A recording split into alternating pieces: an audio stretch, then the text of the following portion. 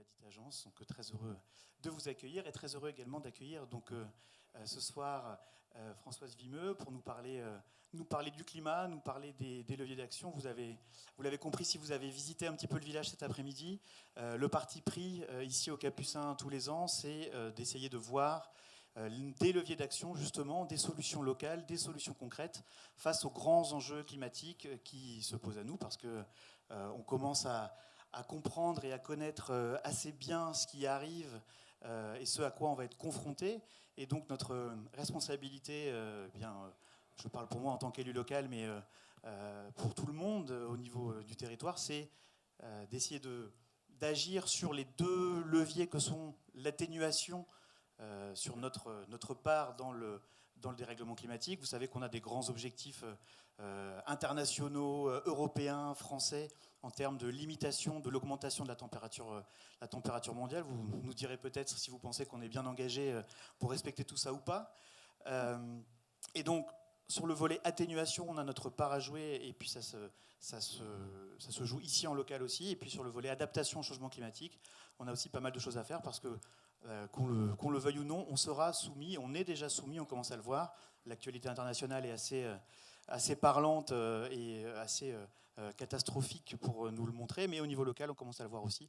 Donc voilà, on développe en tout cas, nous au niveau local aussi, des politiques publiques qu'on essaye de porter sur ces deux actions, atténuer notre impact et nous adapter au changement climatique. Donc je pense qu'on est pas mal dans le thème, en tout cas, de Climat Déclic avec cette conférence. Merci beaucoup d'être là. Je vous laisse la parole pour intervenir ce soir. Merci beaucoup. Je crois que j'ai remis mon micro. Hein. Oui, vous m'entendez ? Ok. Merci beaucoup pour m'avoir invité ce soir. Je suis ravie d'être parmi vous. Donc, moi, je suis climatologue, hein, donc je travaille vraiment sur la compréhension de la variabilité de notre climat et le changement climatique que l'on observe depuis l'ère pré-industrielle.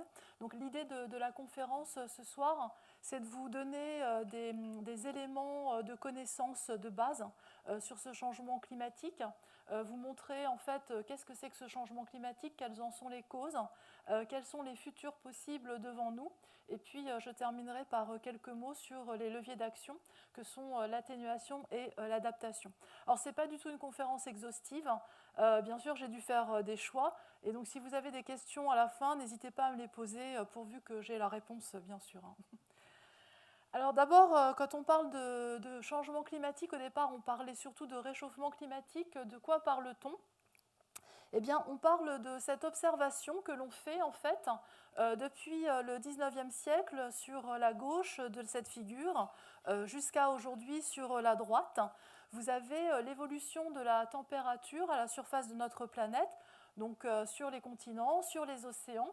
Et vous avez plusieurs courbes de couleurs qui correspondent à des équipes de recherche à l'international qui synthétisent l'ensemble des données disponibles. Et la bonne nouvelle, c'est que vous voyez que ces courbes se superposent.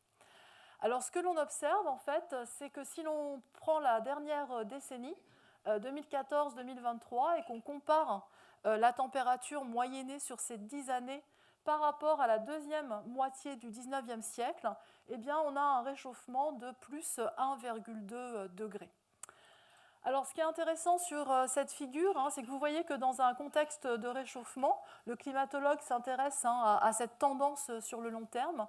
Vous pouvez avoir des périodes de quelques années, voire une décennie, pendant lesquelles la température se stabilise, voire diminue. C'est ce qu'on a eu au milieu du XXe siècle, et puis assez récemment, pendant quelques années, autour des années 2010. Voilà, donc le réchauffement climatique, ce n'est pas quelque chose de linéaire, mais c'est une tendance sur le long terme. Alors si on regarde 2023, en fait au niveau global, c'est l'année la plus chaude. On a frôlé le réchauffement de 1,5 degré et pour 2024, les projections que l'on a, quelles que soient les semaines à venir, c'est que l'on va dépasser en fait cette barre des 1,5 degrés pour la température moyenne globale. Alors si on regarde sur la France, ce qu'il en est de ce réchauffement, on a des observations grâce à Météo France de très bonne qualité en fait, depuis le début du XXe siècle. Vous avez ici des températures absolues pour chaque année. Et ce que vous pouvez constater, c'est qu'avec les mêmes repères temporels que sur la diapositive précédente, eh bien, le réchauffement en France atteint presque 2 degrés. En fait, la France se réchauffe entre 1,5 et 2 fois plus que la moyenne mondiale. Et si vous regardez à l'échelle de l'Europe, on voit que l'Europe se réchauffe plus de 2 fois plus vite que la moyenne mondiale. Alors, à la question quelle est la région du monde qui se réchauffe le plus vite, eh bien, c'est les hautes latitudes de l'hémisphère nord, c'est la région arctique, où aujourd'hui déjà le réchauffement atteint entre 3 et 4 degrés selon l'endroit où vous êtes par rapport à l'ère préindustrielle. En France, l'année la plus chaude, c'est l'année 2022, à cause en fait de l'été caniculaire que l'on a vécu, j'y reviendrai, et vous voyez que 2023 n'était pas très loin derrière, et vous voyez que le réchauffement est vraiment particulièrement visible à partir de la deuxième moitié du XXe siècle. Alors bien sûr, la première question que l'on se pose quand on est climatologue, c'est comment ce réchauffement se compare à la variabilité naturelle de notre climat. Le climat a toujours varié à toutes les échelles de temps. Alors, la première comparaison que l'on peut faire, c'est regarder les 2000 dernières années. Donc la courbe que je vous ai montrée sur la première diapositive, elle est compressée complètement à droite de cette figure, qui va depuis l'an 1 jusqu'à l'année 2020. Donc la courbe que je vous ai montrée, c'est la courbe noire, avec la petite pause au cours du XXe siècle que je vous ai fait remarquer, totalement compressée sur la droite. Et puis pour le passé, nous avons en fait des reconstructions de la température avec ce qu'on appelle des archives du climat, qui sont essentiellement à cette échelle de temps des arbres, puisque les cernes d'arbres, l'épaisseur des cernes d'arbres va varier selon la température. Et puis, ce sont aussi les glaces du pôle Nord, les glaces du pôle Sud. Et on peut aussi avoir accès à la température passée via ce qu'on appelle les spéléothèmes. Ce sont les stalactites et les stalagmites, pourvu qu'elles aient des lamelles annuelles. Donc, vous avez ici une reconstruction de la température sur les 2000 dernières années. On reconnaît ici des températures plutôt basses, c'est ce qu'on appelle le petit âge de la glace, entre le XVIe et le XVIIIe siècle, qui est un événement qui a surtout marqué des régions comme l'Europe, par exemple, ou les États-Unis, l'Amérique du Nord. Et puis on observe des températures un peu plus élevées par ici, c'est ce qu'on a appelé l'optimum médiéval. Alors ce que vous voyez, c'est que le réchauffement que l'on observe sur les 150 dernières années, eh bien, en fait, il n'a rien à voir avec le rythme de la variabilité naturelle de notre climat sur les 2000 dernières années, à la fois en termes d'amplitude et aussi en termes de vitesse de réchauffement. Alors, quand on regarde l'évolution de la température sur des échelles de temps décennales à séculaires, on sait qu'en fait, ce qui fait varier notre climat, les causes qu'on appelle dans notre jargon des forçages, elles sont au nombre de 3. Il y a des forçages naturels, ce sont les éruptions volcaniques, c'est l'énergie solaire que l'on reçoit, qui est plus ou moins intense selon la période. Et puis, il y a les forçages anthropiques, c'est donc les activités humaines. Ce sont les émissions de nos gaz à effet de serre, et c'est aussi la pollution atmosphérique via les petites particules que l'on envoie dans l'atmosphère à cause de nos activités industrielles, à cause des transports. Alors, sur cette diapositive, vous avez à gauche l'observation, un réchauffement observé de 1,2 degré. Et le travail du climatologue a été d'essayer de comprendre comment on arrive à un réchauffement net de 1,2 degré. Alors, quand on regarde depuis l'ère préindustrielle, on s'aperçoit que les forçages en fait, naturels n'influent pas sur notre climat. Pourquoi ? Parce qu'il n'y a pas de tendance sur ces forçages. Lorsque vous regardez par exemple l'énergie solaire, sa tendance est plate et elle a une petite oscillation tous les 11 ans, mais sa tendance est plate et elle ne peut pas expliquer ce réchauffement. Les éruptions volcaniques, elles ont tendance à refroidir notre climat dans l'année, les 2 ans qui suivent cette éruption. Et en fait, on n'a pas de tendance, on n'a pas plus d'éruptions qu'avant, on n'a pas moins d'éruptions volcaniques qu'auparavant. En revanche, les 2 forçages où on a une tendance très claire, ce sont nos émissions de gaz à effet de serre et la pollution atmosphérique. Alors, si nous n'avions pas pollué notre atmosphère, eh bien, le réchauffement observé aujourd'hui serait de 1,5 degré. Et en fait, ce réchauffement est atténué par l'effet refroidissant des microparticules que l'on envoie dans l'atmosphère, qui sont représentées ici par ce petit refroidissement de pas tout à fait 1,5 degré. Et donc, le résultat net théorique que l'on observe de 1,2 degré colle bien aux observations, ce qui est assez rassurant aussi sur notre connaissance de la manière dont le climat fonctionne à ces échelles de temps. Alors juste un petit point sur qu'est-ce que c'est que l'effet de serre en fait. C'est quoi ces fameux gaz à effet de serre? Alors d'abord il faut rappeler que l'effet de serre c'est un processus naturel qui permet la vie sur Terre en fait. Si nous n'avions pas d'atmosphère avec des gaz à effet de serre dans cette atmosphère, nous aurions la température moyenne à la surface de la Terre serait de l'ordre de moins 20 degrés et la vie ne se serait pas développée. Ce qui se passe, c'est qu'en fait, nous avons une atmosphère et une partie du rayonnement solaire traverse cette atmosphère et réfléchit sous forme de lumière infrarouge par la Terre. La Terre est un corps chaud, comme nous. Nous émettons du rayonnement infrarouge, vous ne le voyez pas, mais vous avez entendu parler de ces caméras infrarouges qui sont utilisées par l'armée, par exemple, qui permettent de détecter en fait des humains dans l'obscurité. Eh bien, c'est grâce à ce rayonnement infrarouge que nous diffusons. Alors une partie de ce rayonnement infrarouge en fait, va traverser notre atmosphère, mais une autre partie va rester dans l'atmosphère à cause de ces gaz, le dioxyde de carbone, le méthane, le protoxyde d'azote. Et en fait, ces gaz vont conserver une partie de la chaleur, ce qui permet d'avoir finalement à la surface de la Terre une température bien agréable, qui permet que la vie se développe sur la plupart des continents. Ce qui se passe aujourd'hui, c'est qu'en fait, nous émettons énormément de ces gaz à effet de serre dans l'atmosphère. Donc en fait, cette petite flèche orange, qui est la capture de la chaleur, eh bien, elle grossit et nous augmentons la température à la surface de notre planète. Alors si on regarde quelles sont nos émissions de gaz à effet de serre depuis le milieu du 19e siècle jusqu'à aujourd'hui sur la droite, d'abord, ce que vous pouvez constater, c'est que nos émissions n'ont fait qu'augmenter au fil des années, au fil des décennies. Elles continuent à augmenter aujourd'hui de l'ordre de 1% par an. Donc c'est moins qu'auparavant, mais ça continue quand même à augmenter. Et en fait, ce que vous voyez, c'est que la majeure partie en fait, de ces gaz à effet de serre émis, c'est le dioxyde de carbone à cause de la combustion des énergies fossiles, donc le pétrole, le gaz et le charbon, à cause de l'industrie du ciment. Et puis on a aussi une petite partie, à peu près 15%, qui est due au changement d'usage des terres, c'est par exemple la déforestation par le feu. Et puis on a d'autres gaz à effet de serre, je vous les ai mentionnés, qui sont représentés par cette partie verte ici. Alors ce qui est intéressant, je vous ai mis une petite flèche, un petit repère temporel sur l'année 1990. Pourquoi? Parce que 1990, c'est le premier rapport du GIEC. Donc le GIEC, c'est le groupement international d'experts qui travaille sur le climat et qui a alerté en fait sur ce réchauffement climatique.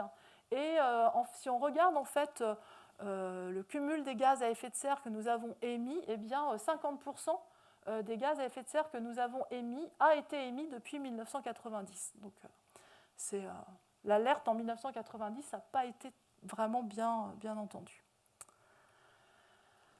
Alors, un point important, c'est la notion de cumul en fait, de ces gaz à effet de serre dans l'atmosphère. Ce qui se passe, en fait, c'est que lorsque nous émettons du dioxyde de carbone, une partie va être absorbée par ce qu'on appelle des puits naturels. Donc, c'est l'océan, c'est la forêt, la végétation et les sols.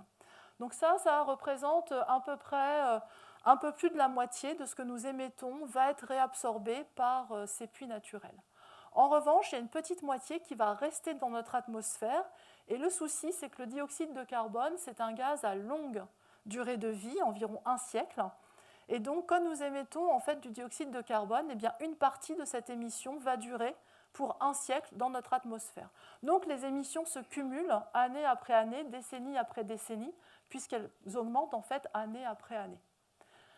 Alors, quand on regarde les émissions cumulées en fait, depuis l'ère pré-industrielle et qu'on regarde en fait, qui est au palmarès de ces émissions cumulées, eh bien, vous avez le premier responsable historique, ce sont les États-Unis, suivi en fait, juste derrière par l'Europe, et puis arrive la Chine par exemple. Et vous avez ensuite la Russie et puis une déclinaison de tout un tas de pays.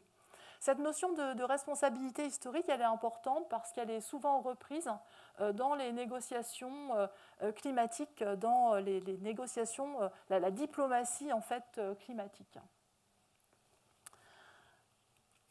Alors, quand on regarde qui émet des gaz à effet de serre, alors là, j'ai choisi le dioxyde de carbone, hein, j'aurais pu choisir le méthane, qui est un gaz à effet de serre puissant, hein, mais qui est en moindre concentration, donc qui est moins responsable du réchauffement. Donc là, j'ai fait un choix, j'ai choisi le dioxyde de carbone. Vous avez ici des émissions globales de dioxyde de carbone dues à la combustion des énergies fossiles et à l'industrie dans les différents pays pour l'année 2022. Bon, j'aurais pu prendre 2021, 2023, c'est à peu près kiff-kiff. Alors, ce que vous voyez, c'est que le premier émetteur, peut-être vous le savez, pour pas tout à fait un tiers, c'est la Chine. Le deuxième émetteur, ce sont les États-Unis, à pas tout à fait 15%. Vous avez derrière l'Europe, pas tout à fait 8%. Et puis, vous avez en fait l'Inde qui émet à peu près à la même hauteur que l'Union européenne. Pour information, je vous ai mis l'ensemble du continent africain, hein, pas tout à fait 60 pays, c'est quelques pourcents. Alors, je dois vous avouer que je n'aime pas trop cette carte, parce que la Chine est le premier émetteur, mais la Chine, c'est un grand pays. Si la Chine avait été divisée en plein de petits pays, eh bien, ça ne serait pas le premier émetteur. Alors, je préfère en fait vous montrer cette carte qui vous redonne les émissions de dioxyde de carbone par pays, mais par habitant. Alors là, comme on dit souvent, la face du monde change un peu en fait. Si vous regardez ici, ce que vous voyez, c'est que les États-Unis, quand même, ils émettent toujours beaucoup. Hein, c'est près de 15 tonnes de dioxyde de carbone par an et par habitant. Vous voyez qu'en fait, la Chine émet à peu près 8 tonnes par an et par habitant. C'est 2 fois plus que la France. Mais attention, si on tient compte des importations, eh bien, l'empreinte carbone complète en France, c'est à peu près 10 tonnes par an. Donc la Chine est en dessous. C'est important, ces cartes, ce sont des émissions territoriales. Il faut bien comprendre qu'une partie de nos émissions de gaz à effet de serre se situe en dehors de notre territoire parce que nous importons des produits. Donc la notion d'empreinte carbone totale, elle est importante, et donc vous voyez que nous sommes finalement beaucoup plus sales qu'un Chinois, parce qu'en fait les Chinois importent très peu. Donc en fait leurs émissions territoriales sont très proches de leur empreinte carbone. Si vous regardez les pays les plus émetteurs, c'est le Qatar, les Émirats arabes unis, Bahreïn, le Koweït, donc des pétromonarchies. Et en fait, ce sont des pays particulièrement riches. Et donc en fait, ce que l'on voit, c'est que les émissions de dioxyde de carbone d'un pays, elles ne sont pas à relier en fait à la taille de sa population, mais à sa richesse. Et on a une relation très forte entre le PIB d'un pays et ses émissions. Plus on est riche, plus on émet. Alors aujourd'hui, ce réchauffement, il a déjà des conséquences. On en voit quasiment toutes les semaines aux actualités. Ce sont d'abord des chaleurs extrêmes. Quasiment aucun territoire n'échappe ces dernières années à des vagues de chaleur records. Ce sont des fortes précipitations sur nos territoires, enfin notre territoire français, nos territoires européens, mais aussi en fait dans d'autres territoires un peu plus loin. Des fortes sécheresses, des conditions météorologiques propices aux incendies. Vous vous rappelez de ces méga-feux en Gironde en 2022, mais aussi dans les forêts boréales au Canada, en Sibérie, quasiment tous les ans. Et puis bien sûr, les océans qui se réchauffent, donc un problème pour les écosystèmes marins, qui s'acidifient en absorbant une partie du dioxyde de carbone que nous émettons, et qui entraînent des pertes d'oxygène et donc qui modifient en fait les écosystèmes profonds. Alors, ça, c'était pour ce qu'on observe jusqu'à aujourd'hui. Et donc, la question, c'est de savoir vers où on va. Alors, pour les observations, c'est facile. On a des thermomètres, on a des sondes, on a des satellites depuis les années 70. Pour demain, on n'a pas tout ça. Et donc, on va utiliser des modèles climatiques globaux qui sont en fait des représentations numériques de notre système climatique et qui sont basées sur notre connaissance du climat. Alors évidemment, avant de les utiliser sur le futur, on les teste sur le passé. Et je vous montre un exemple ici. Donc sur la période 1850-2020 sur votre droite, de ce que les modèles sont capables de faire. Donc vous avez les observations que je vous ai montrées sur la première diapositive qui sont toujours ici en noir. Et vous avez 2 types de simulations. Vous avez une première simulation où on a dit à la trentaine de modèles qui existent, eh bien, les sociétés humaines n'existent pas sur Terre. Simule-nous quel serait le climat. Et c'est la courbe verte. Et puis après, on a dit au modèle, en fait, si nous sommes là, et nous émettons des particules, nous émettons des gaz à effet de serre, et les modèles ont fait la courbe orange qui est ici. Donc pour le climatologue, la première satisfaction, c'est de voir que les modèles arrivent bien à simuler ce réchauffement climatique, à la fois en vitesse et en termes d'amplitude. Le climatologue ne se soucie pas vraiment de la variabilité interannuelle qui n'est pas forcément très bien représentée. Ça, c'est du domaine de la météorologie. Le climatologue, lui, il regarde si cette tendance, la poupe, elle est représentée, elle est capturée par le modèle ou pas. Et donc, je vous montre, si nous n'étions pas là, eh bien voilà le climat, voilà la température, à la surface de la Terre, qui a quelques petites modulations, hein, bien sûr, parce qu'il y a des éruptions volcaniques, parce qu'il y a des cycles solaires, etc. Donc ces modèles nous donnent confiance et on leur demande qu'est-ce qui va se passer demain. Alors pour ça, il faut les nourrir avec des scénarios d'émissions de gaz à effet de serre. Il faut leur dire quelle va être la trajectoire que nous allons suivre. Alors il y a un grand ensemble de scénarios qui sont donnés. Ils sont résumés par 5 scénarios que vous voyez ici sur le XXIe siècle. Nous sommes ici sur la gauche. Vous avez d'abord 2 scénarios en bleu ici, bleu foncé, bleu clair, qui sont des scénarios très optimistes, dans lesquels on considère que dès 2020, les émissions de gaz à effet de serre au niveau global diminuent et diminuent plus ou moins vite. Vous avez 2 scénarios en rouge, rouge foncé et rouge normal, qui sont des scénarios plutôt pessimistes, qui disent, voilà, en fait, on n'a pas de politique environnementale très forte, et nous continuons à émettre des gaz à effet de serre plus ou moins rapidement au cours du XXIe siècle.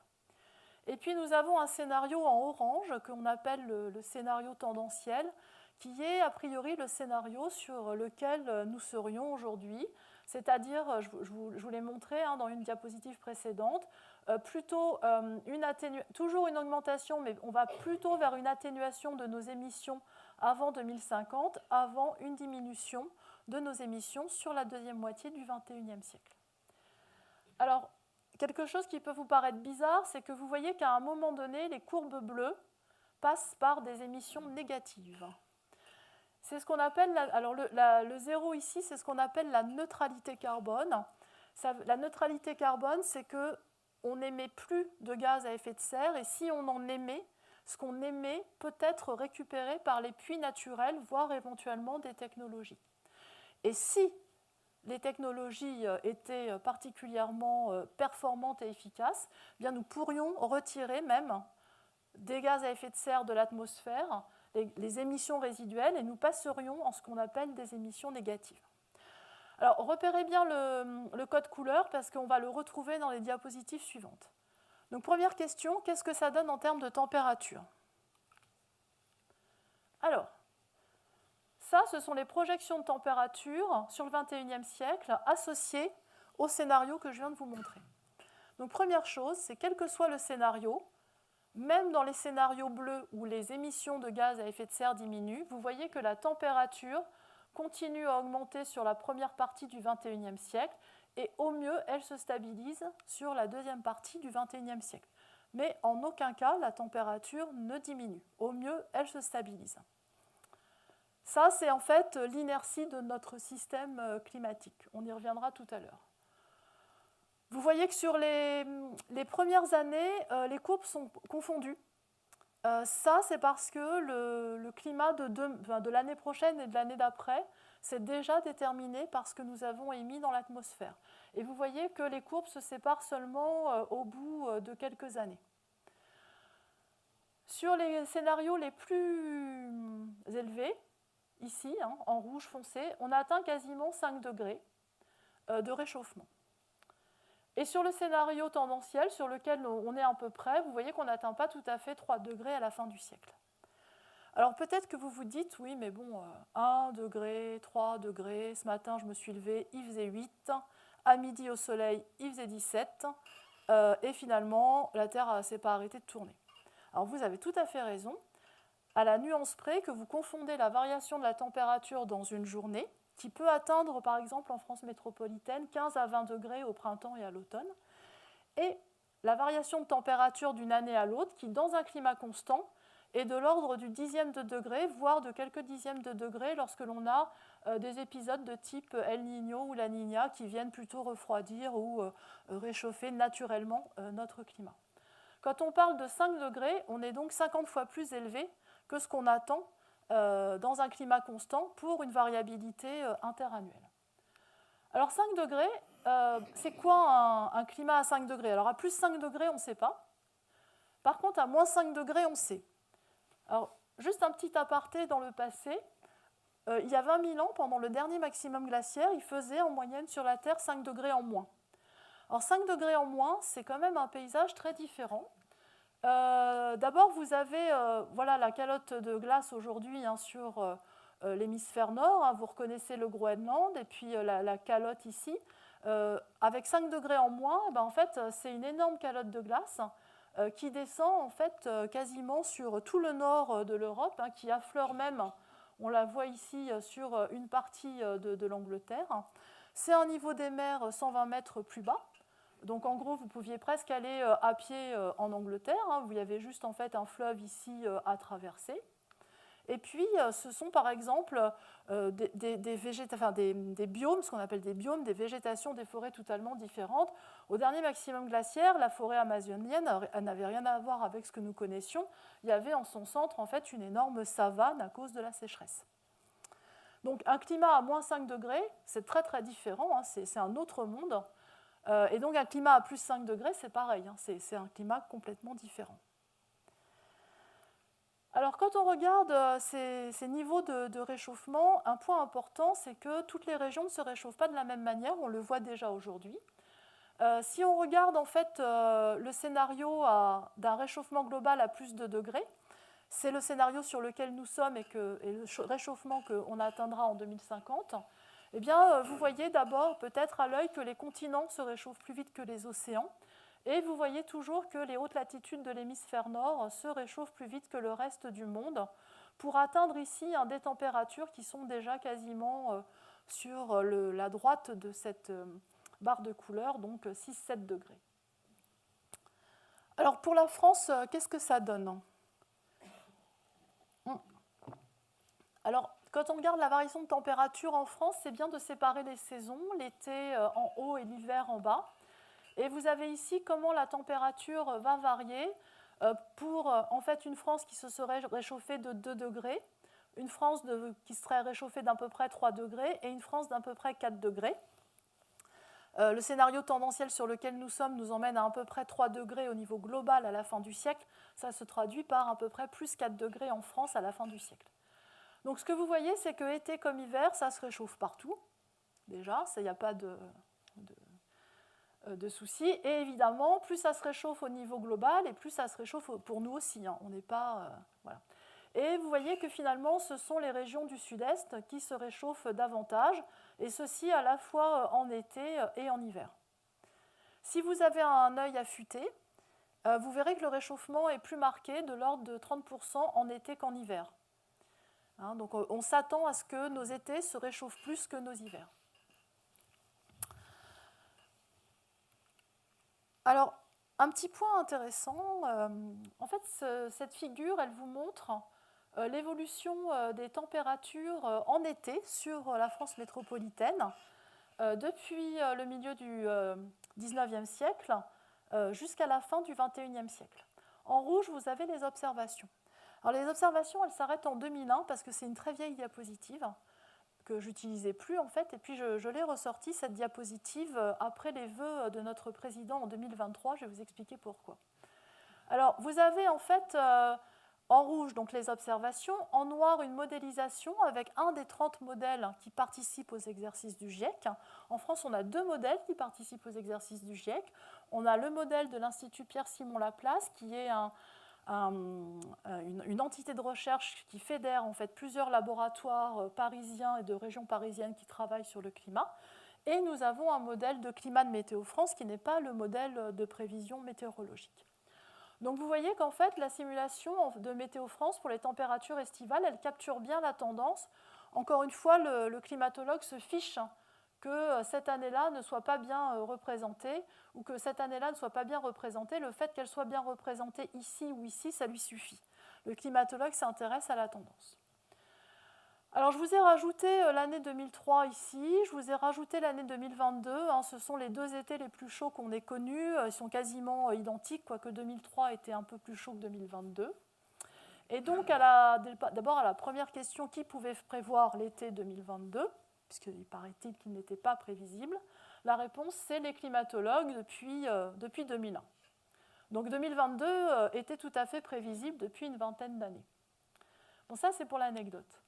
Ce qui est intéressant à voir sur ce graphe, c'est que vous voyez que 2003 et 2022, à horizon 2050, ça devient des étés tout à fait normaux, et que pour la fin du siècle, ce sont des étés que l'on considérera comme froids. Donc, ça veut dire quoi? Ça veut dire que ce qui était exceptionnel pour nous au début du XXIe siècle sera la norme à la fin du XXIe siècle. Un point important, c'est que vous voyez qu'il y a une très grande variabilité d'une année sur l'autre des températures estivales, et donc on aura toujours des étés froids. Donc, le fait d'avoir une année, un été particulièrement froid, ne veut pas dire qu'on n'est plus dans un cadre de réchauffement climatique. Ça, c'est la variabilité interannuelle, c'est la météorologie d'une année sur l'autre. Ça, c'est le changement climatique qui nous emmène en moyenne à des étés de plus en plus chauds. Alors, je n'ai pas encore parlé des pluies. On en parle moins, mais quand on modifie la température de notre atmosphère et de nos océans, on modifie les régimes de pluie. Alors, comment on modifie les régimes de pluie? Eh bien, de manière assez différente d'un territoire à l'autre. Vous voyez qu'en fait, prenons l'Europe ici, on va revenir sur la France après, vous voyez que finalement, pour les hautes latitudes, les moyennes latitudes et les hautes latitudes de l'hémisphère nord, on va plutôt vers davantage de pluie en cumul annuel.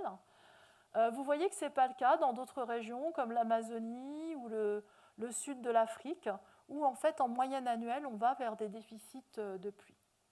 Et plus le réchauffement augmente, et plus ces changements sont marqués. C'est ça le message de cette diapositive.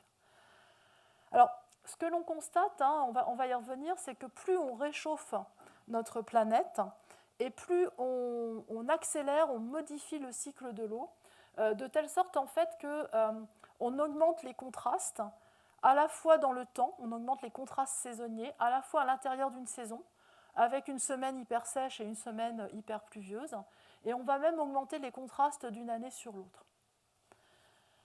Alors si on regarde pour la France ce que ça donne, on sépare toujours l'été de l'hiver, on regarde l'évolution au cours du XXIe siècle, avec 2030 ici et 2100 ici.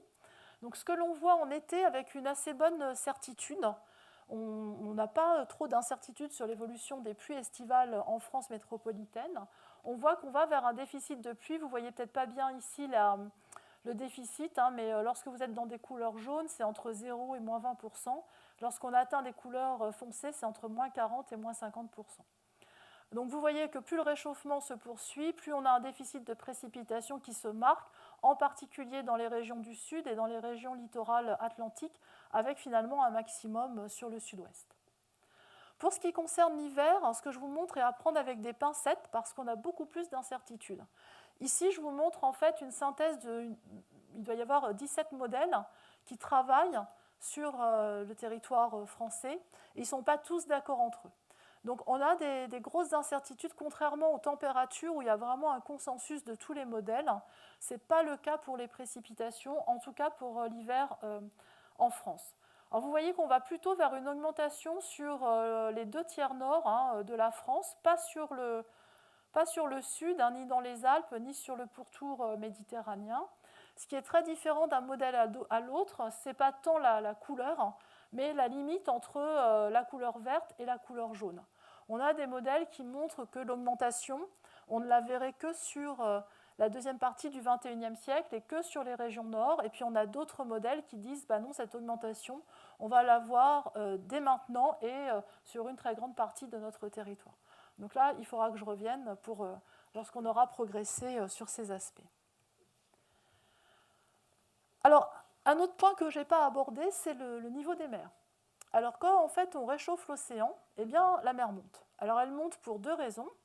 D'abord parce que l'eau chaude occupe plus de place que l'eau froide. Donc, un volume d'eau chaude prend plus de place qu'un volume d'eau froide. Et la deuxième raison, c'est que nos calottes polaires et nos glaciers fondent. de plus en plus. Et donc la contribution aujourd'hui entre ce qu'on appelle la dilatation thermique et l'apport d'eau douce à l'océan, c'est à peu près moite-moite. Et depuis le début du XXe siècle, au niveau global, la mer a déjà monté d'environ 20 cm. Alors vous avez ici les projections de l'augmentation du niveau des mers sur le XXIe siècle pour les différents scénarios que je vous ai montrés tout à l'heure. Et là, peut-être vous voyez que les courbes, elles ne sont pas très sympathiques.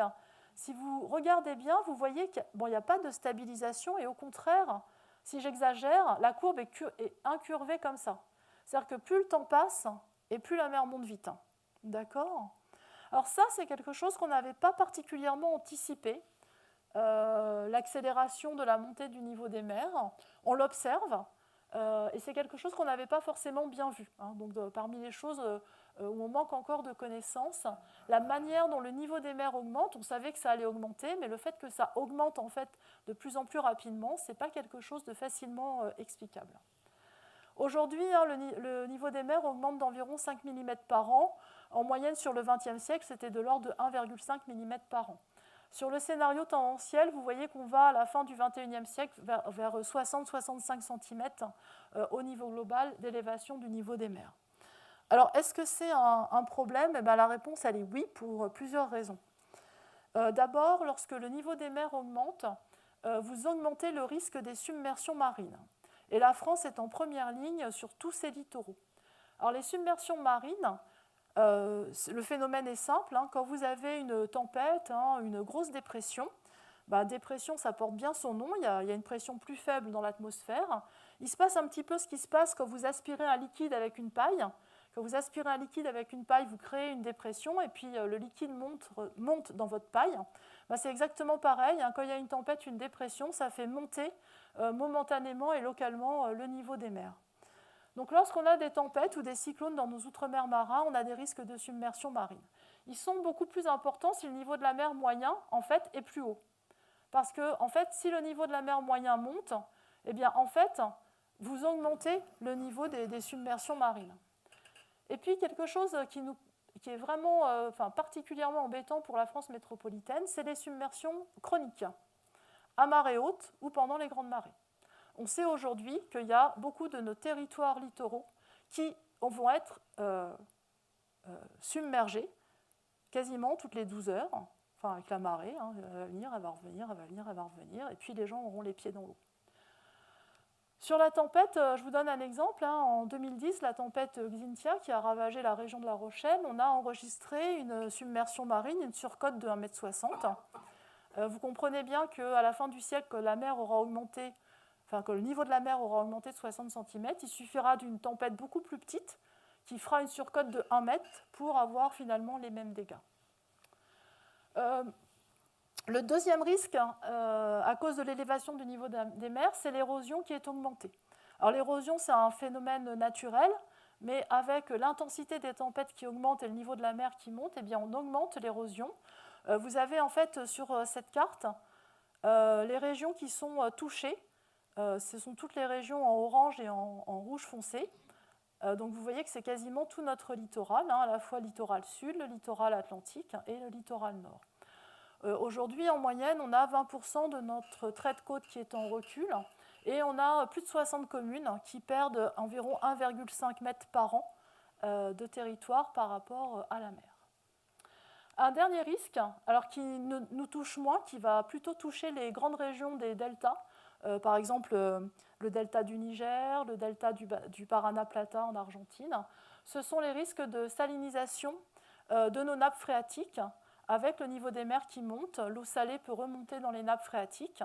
Vous savez en France que nos nappes phréatiques, c'est à peu près 70% de la source de notre eau potable. Donc pour les régions qui ont une dépendance à peu près équivalente aux nappes phréatiques, l'augmentation du niveau marin dans les régions côtières est un vrai problème. Une autre conséquence du réchauffement climatique, j'en ai parlé, c'est la disparition des glaciers. Vous voyez, c'est assez impressionnant en fait. Dans un monde à plus 4 degrés, on a environ 83% des glaciers qui ont disparu au monde. En France, ça va être beaucoup plus rapide, beaucoup plus simple. D'ici 2050, donc dans 25 ans, A priori, sur le scénario tendanciel sur lequel nous sommes, tous les glaciers dans les Pyrénées auront disparu. Et même sort pour les glaciers alpins, à l'exception des glaciers de haute altitude, qui vont rester encore un petit peu avec nous, mais qui disparaîtront à la fin du siècle. Alors la disparition des glaciers, c'est un vrai problème, pour plusieurs raisons. On a des régions du monde qui dépendent par exemple des glaciers pour la ressource en eau pendant la saison sèche. C'est par exemple des pays comme la Bolivie, le Pérou ou l'Équateur.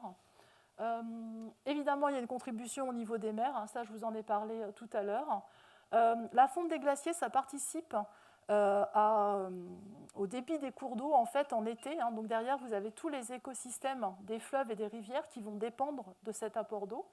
Vous avez aussi la production d'hydroélectricité dans certains territoires qui est très forte et qui va dépendre de ces débits. Et si ça ne coule plus, il n'y a plus d'électricité.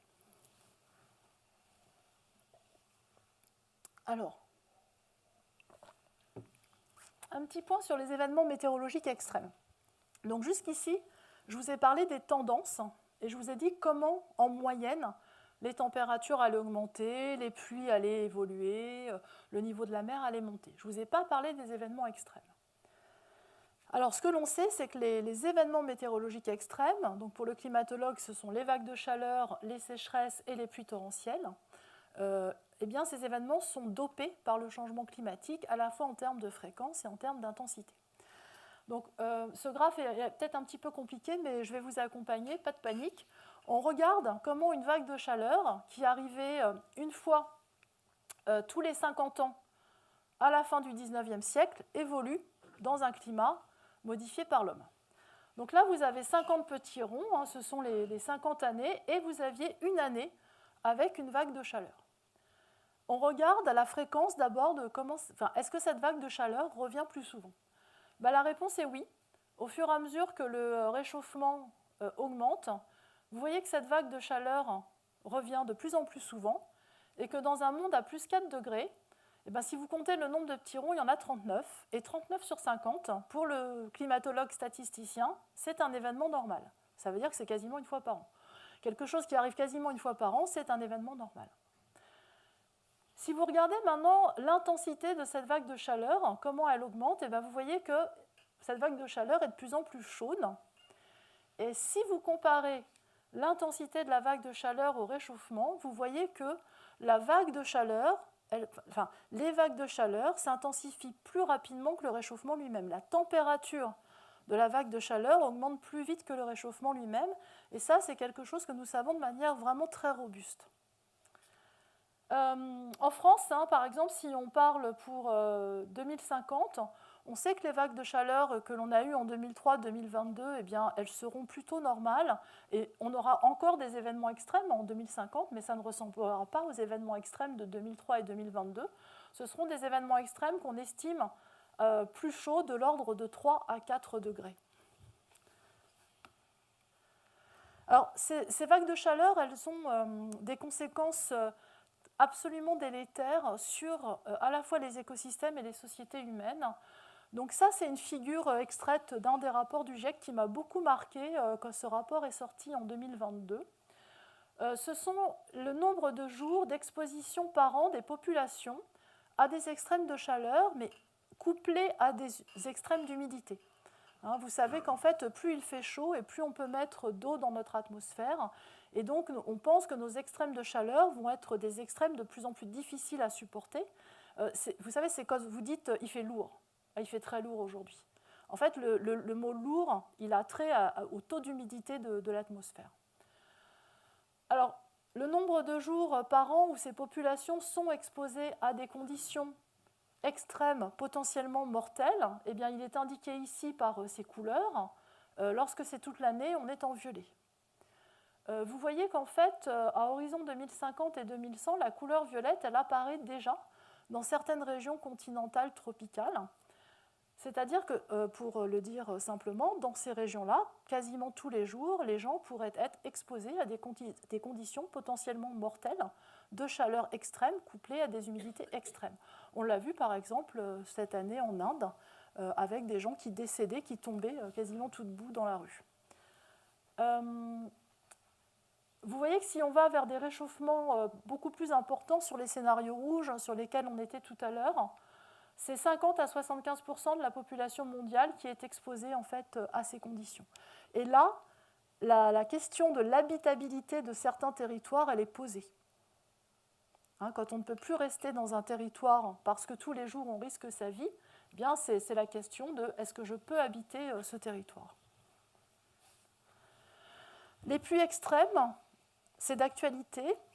Alors, c'est intéressant parce que tout à l'heure, je vous ai montré comment les pluies évoluaient en moyenne. Et vous avez vu qu'il y a des régions où il va pleuvoir en moyenne plus et des régions où en moyenne il va pleuvoir moins.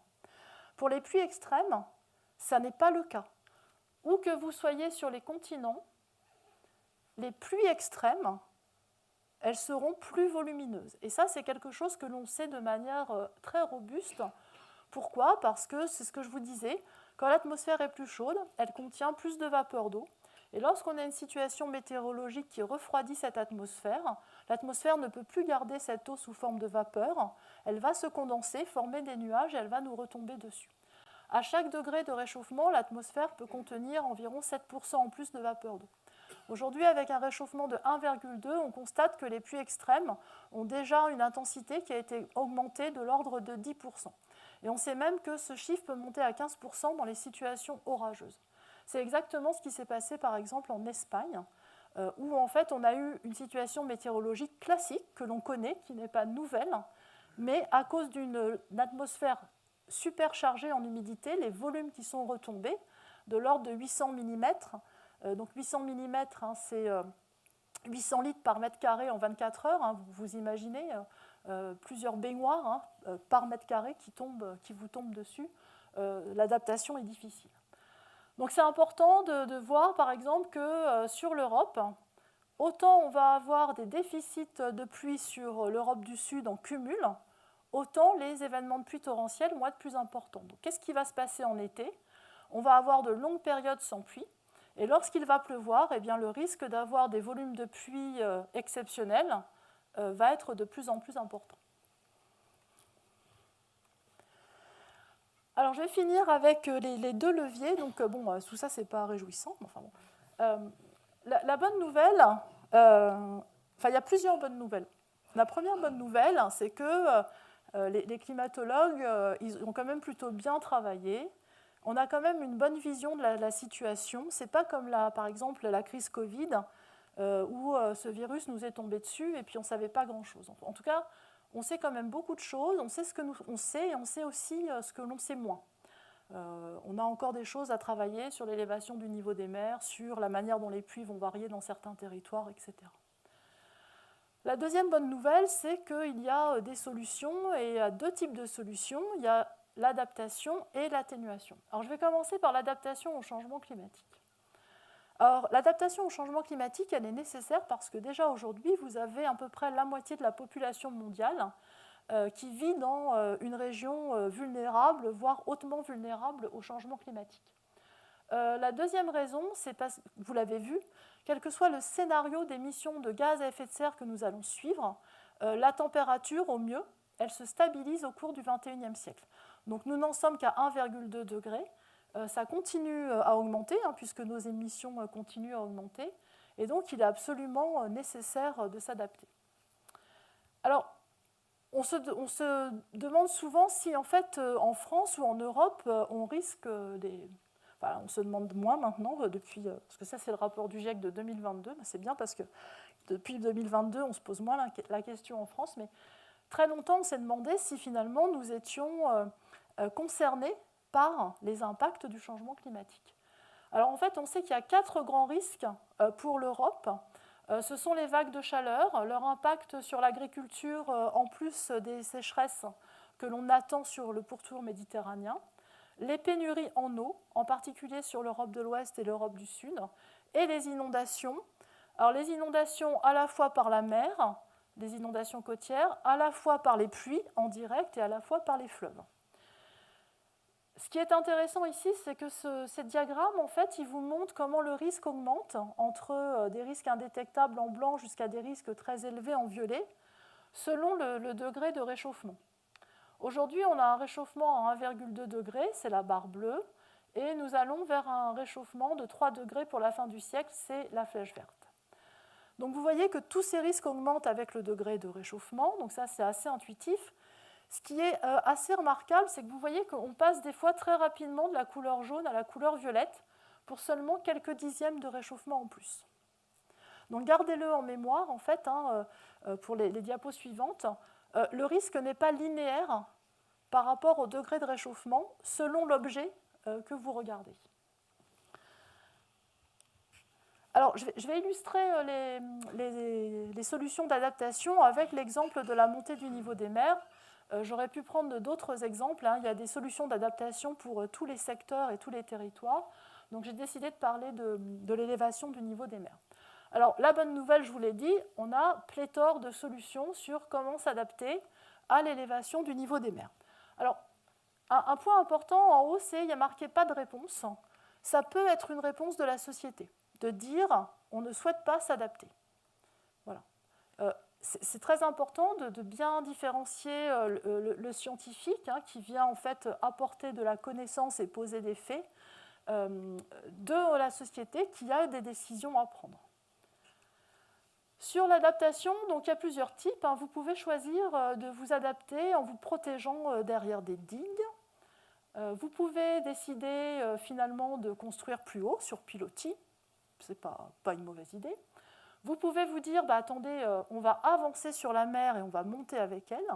C'est ce que font certains pays très riches, à Monaco, ou par exemple les Émirats arabes unis. Vous pouvez vous dire, là, c'est pas gagné, donc on recule, on se relocalise. Et puis, il y a aussi tout un tas de solutions basées sur la nature. C'est par exemple, pour nos outre-mer français, l'entretien des récifs coralliens, la restauration des mangroves, des herbiers, en fait, qui sont une protection contre l'élévation du niveau marin, donc l'élévation moyenne, mais aussi contre les submersions marines pendant les tempêtes ou les cyclones. Alors, ces solutions, elles ne se valent pas toutes selon le territoire concerné. Par exemple, il a été mis en évidence que la construction de digues pouvait être ce qu'on appelle une maladaptation pour certains territoires. Alors, une maladaptation, c'est une adaptation qui vous semble être une très bonne idée, et en fait, c'est une adaptation qui a des effets délétères à court, moyen ou long terme. Alors, on sait par exemple que les digues, elles peuvent entraîner un sentiment de sécurité et que la densité de population derrière va augmenter. Exactement ce qui s'est passé lors de la tempête Xynthia, dans cette fameuse ville dont j'ai oublié le nom, là où la moitié des maisons ont été submergées et là où il y a eu un ensemble de décès absolument terrifiants.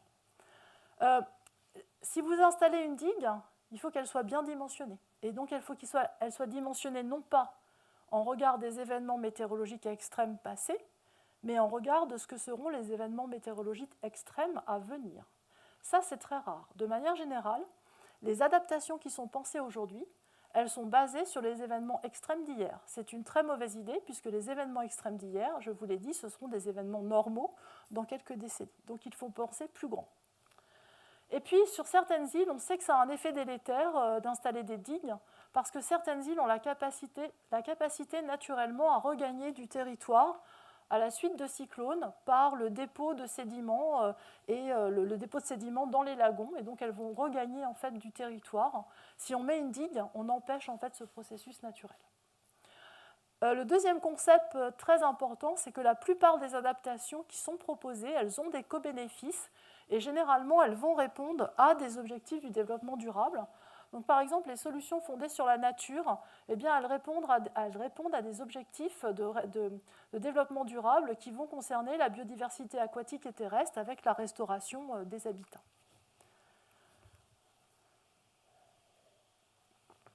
Alors, ces solutions, elles ne sont pas exclusives l'une de l'autre. Il faut les penser de manière combinée. Et elles sont très différentes parce que vous avez des solutions comme par exemple les solutions basées sur la nature, qui sont des solutions assez faciles à mettre en place, assez faciles à réfléchir, à planifier, qui ne sont pas très coûteuses et qui sont bien acceptées par la population.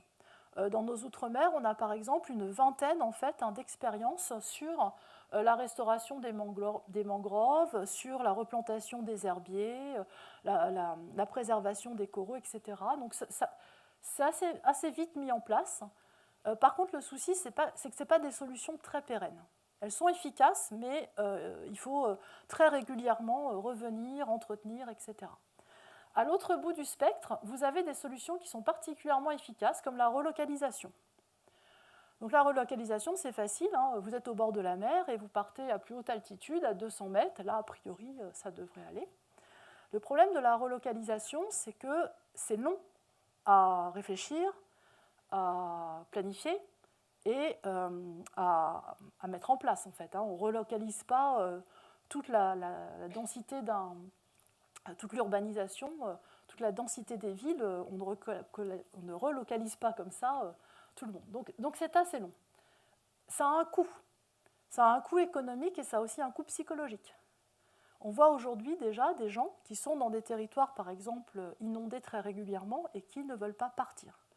Donc il y a des coûts psychologiques, c'est difficile à accepter. La partie acceptabilité de la population est je veux dire un point absolument crucial. On n'oblige pas les gens à se relocaliser.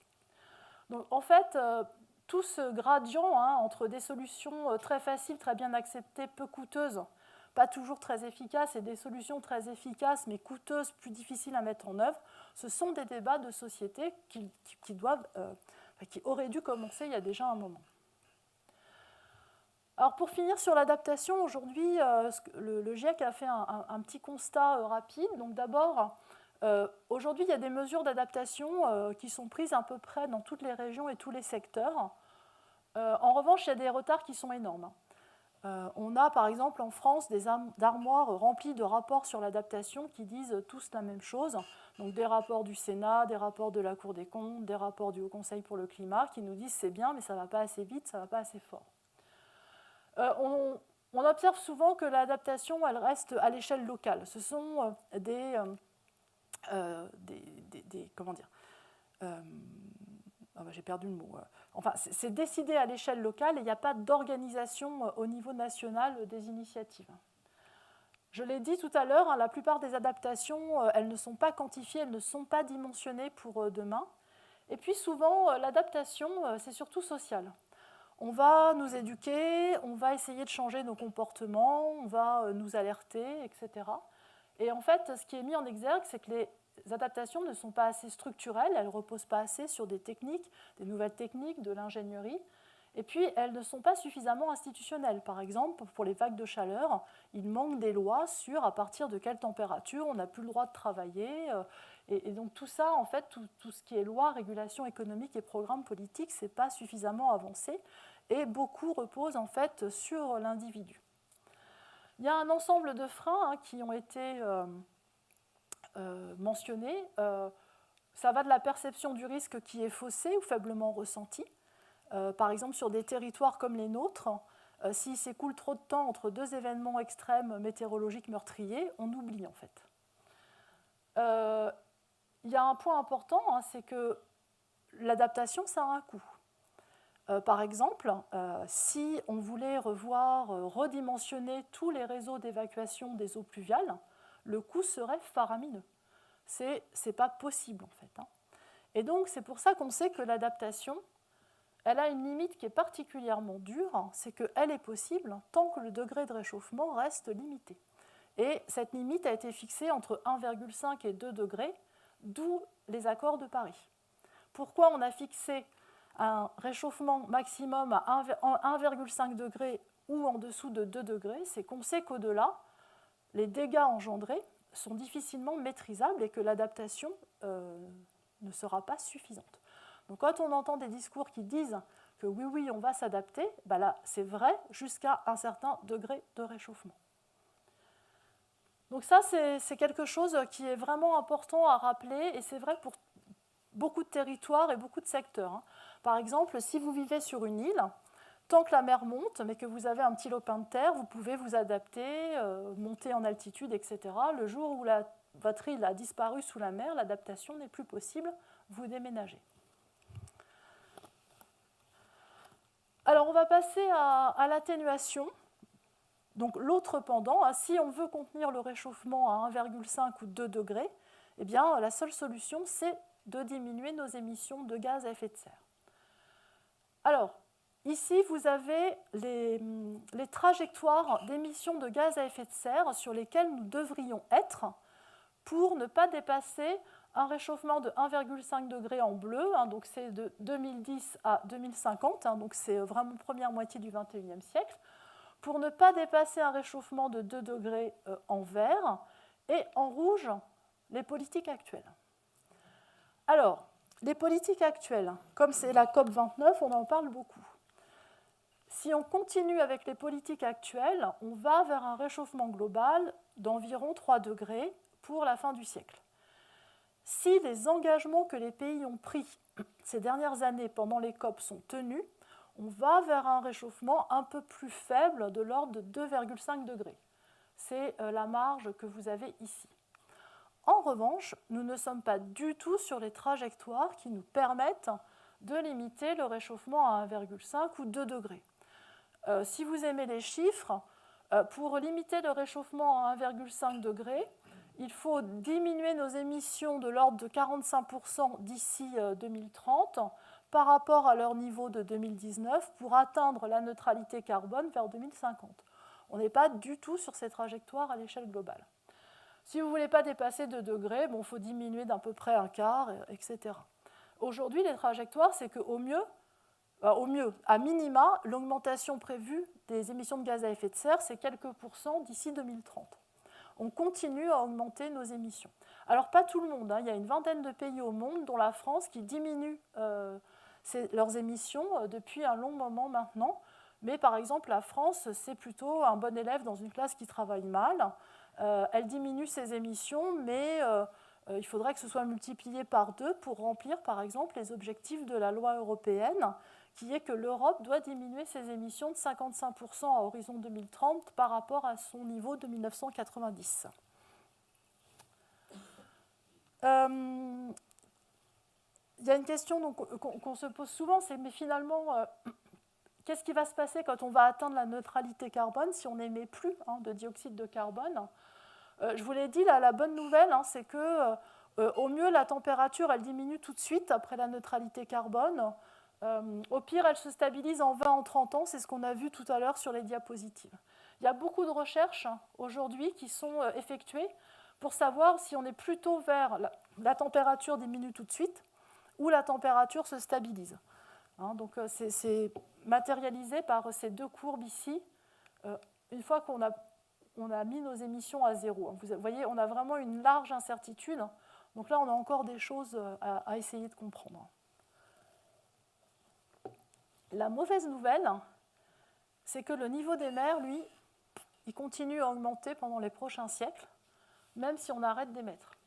Pourquoi ? Parce que l'océan, c'est une des composantes lentes du système climatique, et donc à partir du moment où vous l'avez perturbé, son temps de réponse, c'est plusieurs siècles, voire plusieurs millénaires. Bon, ça, c'est pas terrible. Par contre, évidemment, la concentration de dioxyde de carbone dans l'atmosphère, elle commence à diminuer doucement, mais sûrement, et c'est ça qui permet finalement d'avoir un contrôle sur la température. Alors la question maintenant, c'est comment on fait pour diminuer nos émissions, parce que c'est pas tout de le dire qu'on va le faire. Alors, diminuer nos émissions, c'est d'abord diminuer notre dépendance aux énergies fossiles, puisque, je vous l'ai dit tout à l'heure, 85 à 90% en fait, des émissions de dioxyde de carbone, c'est l'utilisation des énergies fossiles. Ça veut dire qu'il faut augmenter les énergies renouvelables et non émettrices. Non émettrices, c'est par exemple le nucléaire. Il y a renforcer l'efficacité énergétique. Il y a un levier qui est particulièrement important, qu'on a appelé la sobriété. La sobriété, c'est diminuer la demande en fait, en énergie. C'est un levier qui a été estimé important parce qu'il peut répondre à 40 à 70% de la réduction d'émissions dont on a besoin à horizon 2050. Donc c'est un levier qu'on a beaucoup moqué, mais qui est un levier vraiment très très puissant. Et par exemple, sur ces dernières années, la France a diminué davantage ses émissions de gaz à effet de serre à cause de la sobriété, pour des raisons conjoncturelles, on a eu des hivers très peu froids. Donc on a beaucoup moins chauffé, donc on a beaucoup moins émis. Donc ce n'est pas vraiment des volontés politiques ou des volontés économiques, etc. C'est parce qu'on a eu moins froid, donc on a moins chauffé, donc on a moins émis. Et puis comme le coût de l'énergie est cher aussi, ça vient rajouter une couche et on chauffe moins. Il y a réorienter les investissements. En fait, on sait que si tous les investissements qui étaient faits aujourd'hui envers les infrastructures pétrolières étaient réorientés sur, par exemple, les renouvelables, le problème serait résolu. Donc, ce n'est pas tant une question d'argent qu'une question de vase communicant. Et puis, bien sûr, on aura besoin de l'innovation technique. Pour atteindre la neutralité carbone, on aura besoin, par exemple, que les technologies de captage-stockage du dioxyde de carbone soient au point et moins coûteuses qu'aujourd'hui, à la fois en termes de sous, mais aussi en termes d'énergie. Aujourd'hui, ce n'est pas le cas. Ce sont des techniques qui ne sont pas au point, qui sont très coûteuses et qui demandent une énergie folle. Alors, un petit exemple sur comment on fait pour réduire nos émissions et puis aussi sur qu'est-ce qui dépend un peu de l'individu et qu'est-ce qui dépend finalement de la collectivité et des politiques. Alors, j'ai pris l'exemple du transport, mais j'aurais pu prendre un autre exemple. Donc, au niveau de l'individu sur les transports, la première question qu'on peut se poser, c'est est-ce qu'on doit vraiment se déplacer? Par exemple, est-ce que j'aurais pu faire cette conférence par visioconférence et répondre à vos questions à distance? La deuxième question qu'on doit se poser, si je dois vraiment me déplacer, comment je viens? Est-ce que je viens en vélo? Est-ce que je viens à pied? Est-ce que je viens en voiture? Est-ce que je viens en avion? Sachant qu'on ne peut pas aller à pied partout, c'est-à-dire que moi, je n'aurais pas pu venir à pied ou en vélo, malgré ma très bonne condition physique. Donc ça dépend un peu finalement de nous. En revanche, après, il y a des choses qui ne dépendent pas vraiment de nous. Sur l'exemple du transport, c'est bien joli d'avoir une voiture électrique, mais encore faut-il pouvoir l'acheter. C'est quand même un vrai problème qui se pose aujourd'hui. Comment on réduit notre dépendance à la voiture? On ne va pas pouvoir remplacer le parc de 38 millions de véhicules par des voitures électriques. Ça ne tiendra pas en termes de demande énergétique. Comment on réduit notre dépendance au transport routier? Donc tout ça, c'est des questions qui ne dépendent pas vraiment de nous. C'est un petit peu comme notre mix énergétique. Quand vous allumez la lumière chez vous, vous ne choisissez pas quelle est l'origine de l'électricité. Vous aimeriez bien que ce soit une électricité bas carbone, mais vous ne le contrôlez pas. Donc il y a vraiment des choses qui dépendent de l'individu et des choses qui dépendent du collectif et de l'organisation politique de chacun des pays. Voilà, j'arrête là. Ben oui, c'est bien, j'arrête là. Et donc en fait, si vous voulez aller plus loin, les rapports du GIEC, en fait, ils sont en ligne. C'est un peu compliqué, c'est des gros pavés, mais vous avez des résumés qui sont traduits en français et qui sont dans un langage compréhensible. Vous avez les rapports du Haut Conseil pour le climat, avec toujours une version grand public qui est publiée. Vous avez des documents grand public qui ont été réalisés lorsqu'il y a eu la formation des sénateurs en 2022 sur ces aspects de changement climatique. Vous avez des livres grand public. Et puis pour toutes les évolutions climatiques sur la France, on a un portail dont je vous ai mis l'adresse ici, où vous pouvez aller regarder la variable qui vous intéresse, à quelle échéance et sur quelle région. Voilà, j'arrête là.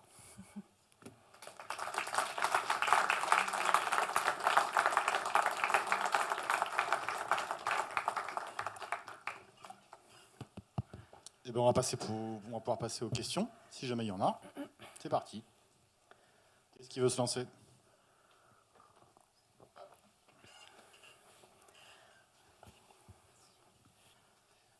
Vous ne nous avez pas dit pourquoi, après les vœux du président, vous avez rajouté la diapositive? Parce que les vœux du président, vous vous rappelez peut-être pas, il a dit en janvier 2023, il a dit mais qui aurait pu prévoir l'été 2022?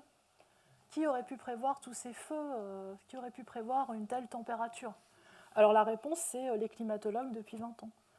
Voilà, donc je pense que dans tous les foyers des climatologues, il y a eu un sursaut. Voilà. Donc c'est pour ça que j'ai ressorti cette diapositive. Voilà. Parce qu'il faut bien comprendre, le premier rapport du GIEC en 1990, donc il y a 35 ans, 34 ans, il alertait déjà, et les grandes lignes étaient déjà là. Bien sûr, après, on a affiné, etc., mais les grandes lignes, elles étaient déjà là. Voilà. D'où, par exemple, la Convention cadre des Nations Unies en 1992, qui a fait démarrer en fait, ces fameuses conférences des parties, ces COP. Nous, on fait des économies à notre niveau, mais après, les autres pays polluent, donc ça n'a pas une très grande incidence. Alors, c'est une très bonne question que vous posez, c'est la question du 1%. La France représente 1% des émissions globales de dioxyde de carbone. Alors, en fait, raisonner par pays, ça n'a pas de sens parce que le changement climatique, vous avez raison, c'est un problème global. Donc, en fait, il faut entraîner l'ensemble des pays. Là où le raisonnement il est faux, c'est que d'abord, la France, elle fait partie des pollueurs historiques. Donc, quand on est pollueur historique depuis l'ère pré-industrielle, dire « bon, moi, je suis que 1%, c'est pas très fair-play, d'autant que, par exemple, encore une fois, la Chine est un grand pays, très peuplé, mais elle aurait pu être divisée en plein de petits pays, et elle aurait le même raisonnement. Si on n'avait que des petits pays qui disaient « mais moi, je suis qu'à 0,5 ou 1%, on n'avancerait pas. La deuxième raison, c'est que la France, c'est quand même un pays riche. Donc c'est un pays qui a les moyens, non seulement de s'adapter, mais de montrer que l'atténuation est possible sans décroissance. Si la France, qui est un pollueur historique, dit « bon, bah moi, je ne fais pas grand-chose parce que finalement, c'est les autres », c'est pas super en fait en termes d'exemple. Et la dernière chose, c'est que de toute façon, l'atténuation, elle est inscrite dans la loi.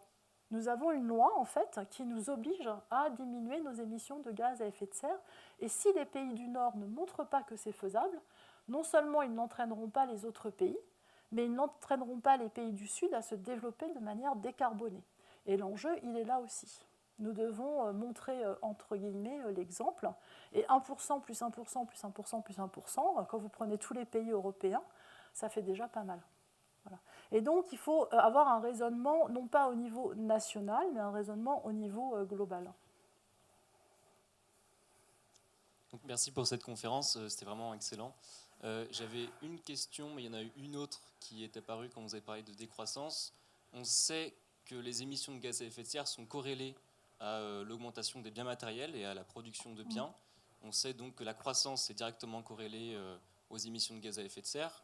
Donc moi, à mon avis, en tout cas, et c'est l'avis de plusieurs personnes, c'est impossible de continuer à croître matériellement en enclenchant une diminution des gaz à effet de serre suffisante pour limiter le réchauffement, vu qu'on sait qu'une personne qui naît aujourd'hui a droit au 8e de ce que ses grands-parents ont émis au cours de leur vie, si on veut limiter un réchauffement de 2 degrés. Donc c'est une décroissance matérielle. Après, bon, on peut appeler croissance de plein de choses, on peut changer nos paramètres aussi.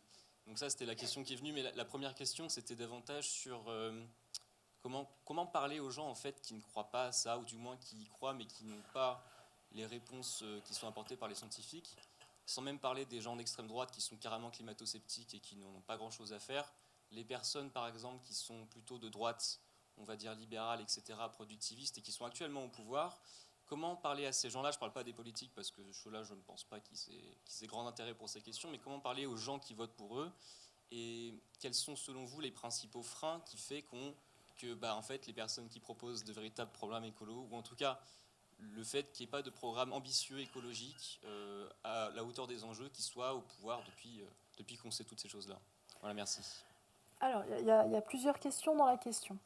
Donc, aujourd'hui, le climato-scepticisme, il prend différentes formes.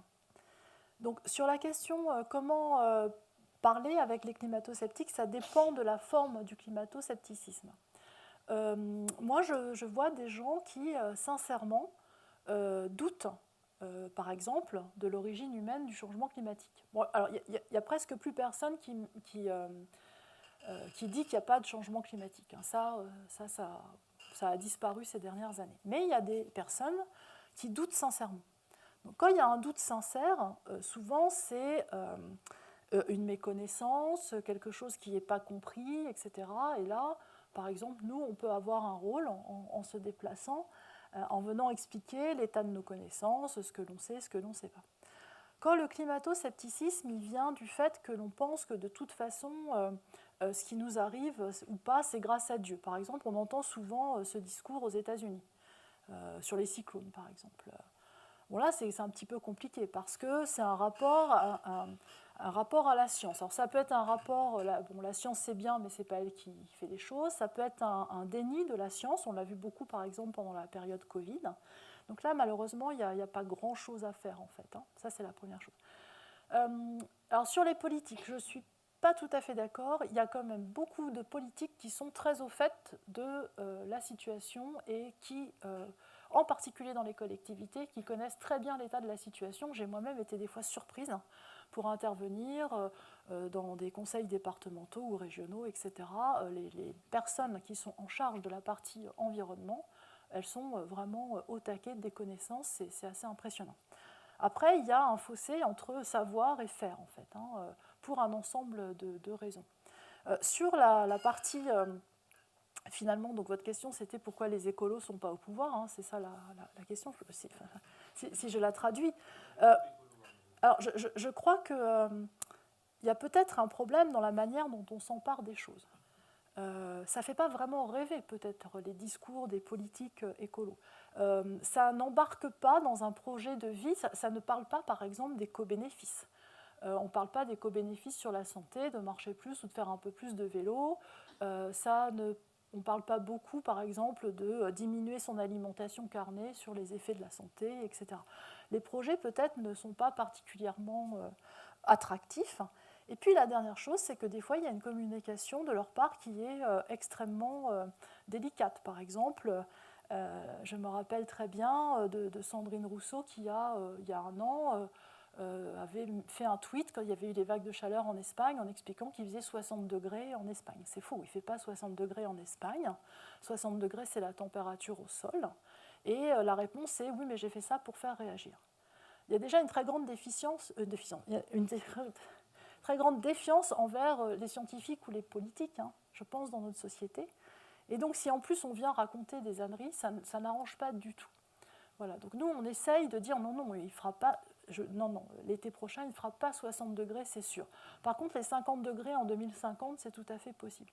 Donc voilà, peut-être que la manière, c'est un sentiment personnel, là, peut-être la manière dont ils s'emparent de la situation est très très maladroite. Dire aux gens, il faut arrêter les barbecues, c'est peut-être très maladroit. Parce que le barbecue, ça n'est pas la principale cause d'émissions de gaz à effet de serre, et tout le monde aime bien faire un petit barbecue, même les végétariens. Et donc, voilà, peut-être la manière de communiquer est très, très, très maladroite. Voilà. Il y avait autre chose dans votre question ? Ah oui, sur la décroissance. Alors, en fait, la corrélation, elle est surtout sur la richesse.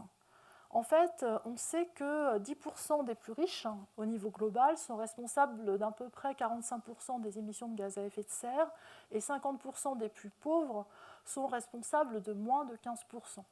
Donc c'est vraiment la richesse. Donc effectivement, la richesse, elle peut être reliée à la production en fait de biens, mais ça n'est qu'une partie de ça n'est qu'une partie de la réalité en fait.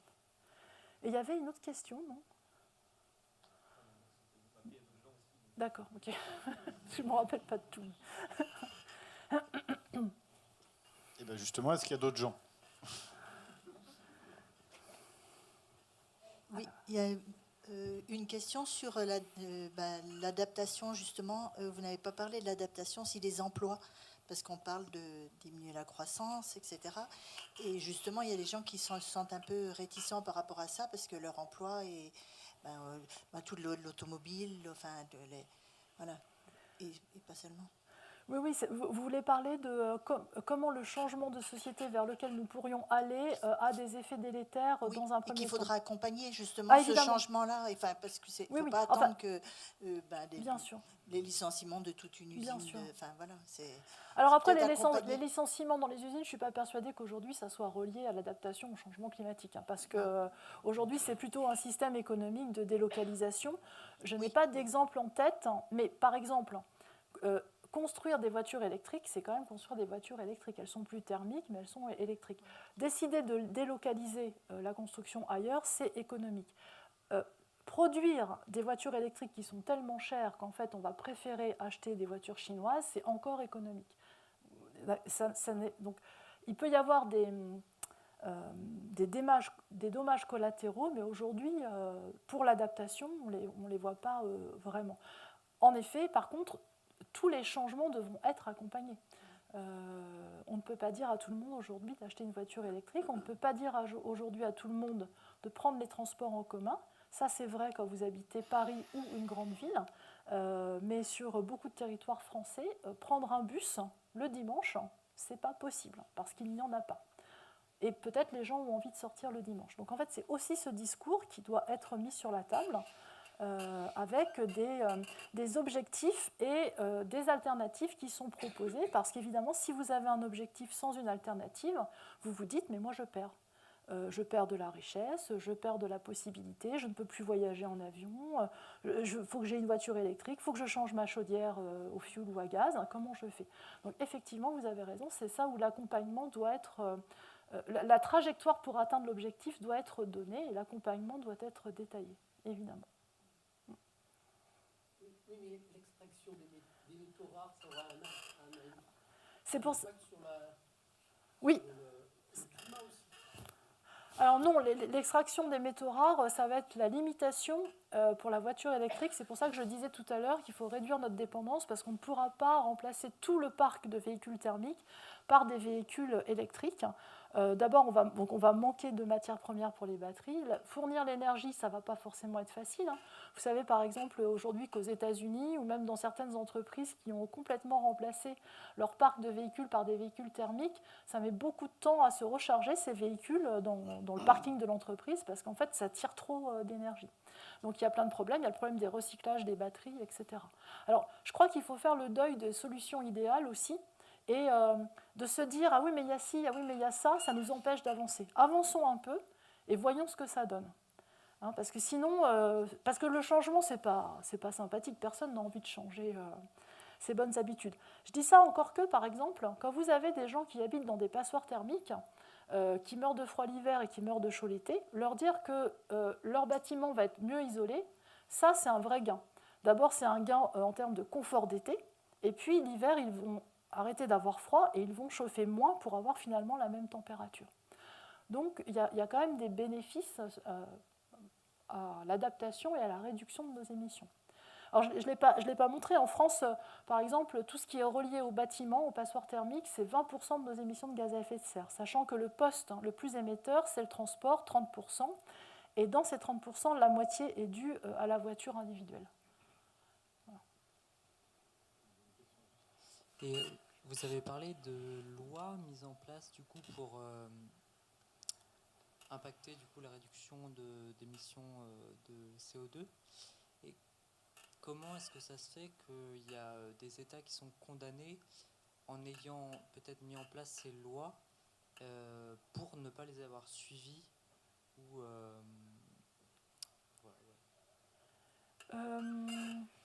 Alors en fait, je ne suis pas sûre d'avoir bien compris la question.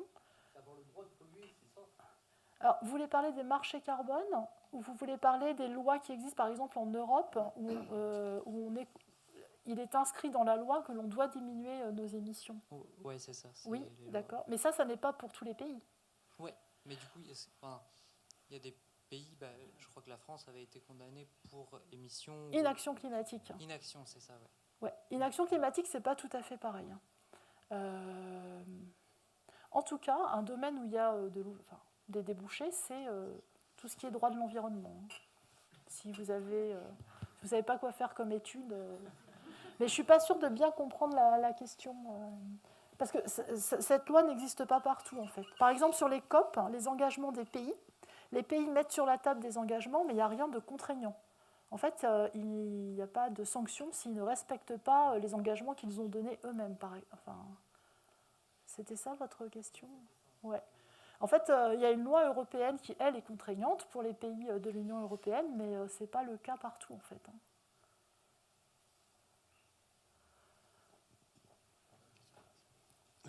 Oui, vous parlez des sanctions en Europe, mais donc, il y a des lois contraignantes. Mais du coup, quelles sont les sanctions si les lois ne sont pas respectées? Alors là, en détail, je ne pourrais pas vous répondre, je ne sais pas, mais ce sont des sanctions financières, forcément. Je n'ai aucune idée de la hauteur, on sort de mon domaine de compétences. Et j'avais une deuxième question sur, vous disiez que parmi les scénarios, en fait, du plus pessimiste Oui. au plus optimiste, on était potentiellement dans une trajectoire intermédiaire. Oui. Mais sur quoi vous vous basez pour dire qu'on est dans une trajectoire intermédiaire et pas, à la limite, la trajectoire pessimiste? Alors, aujourd'hui, nous sommes sur la trajectoire intermédiaire. On se base sur les engagements d'atténuation qui sont pris par à peu près les 200 pays qui participent tous les ans aux conférences des parties. Il est possible que, pour des raisons géopolitiques, on saute d'une trajectoire à une autre. Il est possible que dans 20 ans, je revienne et je dise « Ah, aujourd'hui, on est sur la trajectoire rouge ». Alors, ces trajectoires pessimistes, elles s'éloignent quand même, elles étaient quand même davantage probables il y a une dizaine d'années qu'aujourd'hui, parce que finalement, on voit que les engagements qui sont pris pendant les conférences des parties, même s'ils ne sont pas respectés, ils sont un peu respectés. Ils ne sont pas respectés dans leur entièreté et ils ne sont pas respectés en termes d'agenda, mais quand même, ils sont un peu respectés. C'est-à-dire que ça met quand même une pression. D'autant que tous les 5 ans, on fait un point d'étape et on redemande au pays des engagements plus ambitieux. Donc en fait, ces scénarios pessimistes s'éloignent. Mais on n'est pas à l'abri que des grandes puissances disent « bon, maintenant, il y en a marre » et nous, on sort des accords de Paris, comme les États-Unis.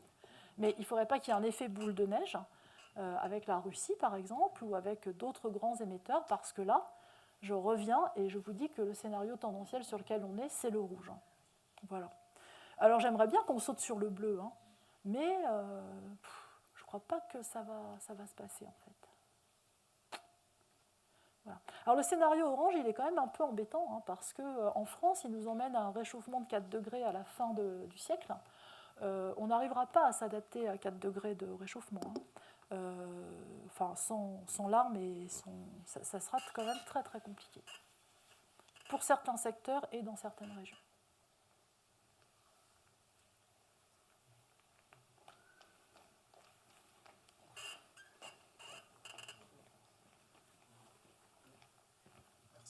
Oui, j'ai 2 petites questions. La première, en fait, c'est dans la présentation, vous disiez qu'au pôle Nord, les températures avaient tendance à avoir une augmentation plus importante qu'ailleurs. Je voulais savoir pourquoi.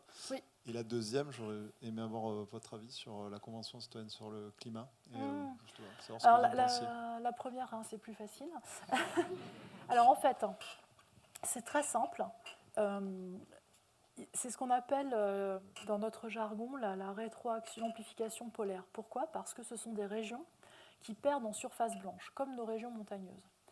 La glace fond, donc elle laisse de l'espace à une surface qui est plus foncée, de la roche ou de l'océan. Or, la surface blanche, elle a la capacité à renvoyer l'énergie solaire, c'est ce qu'on appelle l'effet d'albédo. Une surface foncée, elle absorbe beaucoup plus. C'est comme quand vous êtes dans un pays du Sud, il faut mieux acheter une voiture blanche qu'une voiture noire, si vous achetez une voiture. On en a tous fait l'expérience. Et c'est là l'explication, en fait. C'est cette rétroaction de la perte de surface enneigée. Et c'est aussi ça qui explique que l'Europe se réchauffe. Enfin, c'est une des raisons qui explique pourquoi l'Europe se réchauffe 2 fois plus vite que la moyenne mondiale. Parce que l'Europe, ça contient des régions montagneuses où on perd des surfaces enneigées. Et ça contient aussi des régions qui montent assez haut en latitude où on perd aussi des régions enneigées. Voilà, donc c'est ça la raison principale, c'est la perte de surface blanche au profit de surfaces plus sombres. C'est surtout la fonte des glaces. C'est surtout la fonte de la glace de mer. Vous savez qu'on pense que d'ici quelques années, on aura de nouvelles routes maritimes au pôle Nord par l'absence de banquise régulière pendant l'été qui permettront en fait un trafic maritime différent. Et la banquise, elle est blanche et la mer, elle est bleu foncé, quoi. Donc ça absorbe beaucoup plus. Et la Convention citoyenne pour le climat, c'est compliqué. Je ne suis pas sûre que je sois la bonne personne à qui poser la question. Disons que ce sont des initiatives qui sont très positives parce que finalement, on fait parler des gens un peu tirés au hasard, enfin, en essayant d'avoir une représentativité quand même assez contrainte. On les forme et après, on leur demande de réfléchir à quelles seraient des solutions acceptables. C'est surtout en fait sur l'acceptabilité. Après, la question, elle est peut-être sur comment on s'en est emparé. On ne s'en est pas vraiment emparé. Je crois que sur le nombre de propositions qui avaient été faites, il y en a très peu qui ont été retenues. Voilà, c'est un constat, je ne pense pas grand-chose en fait. Pour moi, c'est assez révélateur de comment les choses fonctionnent aujourd'hui, du manque finalement de volonté politique derrière, d'aller jusqu'au bout de ce qui est mis en place. Et puis, si j'étais cynique, je dirais qu'on occupe les gens à réfléchir. Pendant qu'ils réfléchissent à ça, ils ne réfléchissent pas à autre chose, quoi. Donc voilà, on peut avoir un spectre d'avis sur la chose. Une question naïve. Si j'ai bien entendu ce que vous avez dit, quand il y avait moins 5 degrés par rapport à aujourd'hui, le niveau de la mer était à moins 120 mètres. Oui. Ok.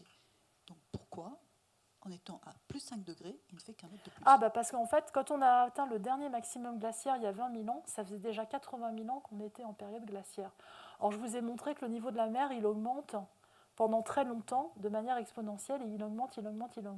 Donc plus il fait froid, c'est l'inverse. Quand il commence à faire froid, le niveau de la mer commence à descendre, mais en 80 000 ans, il a vraiment le temps de beaucoup descendre.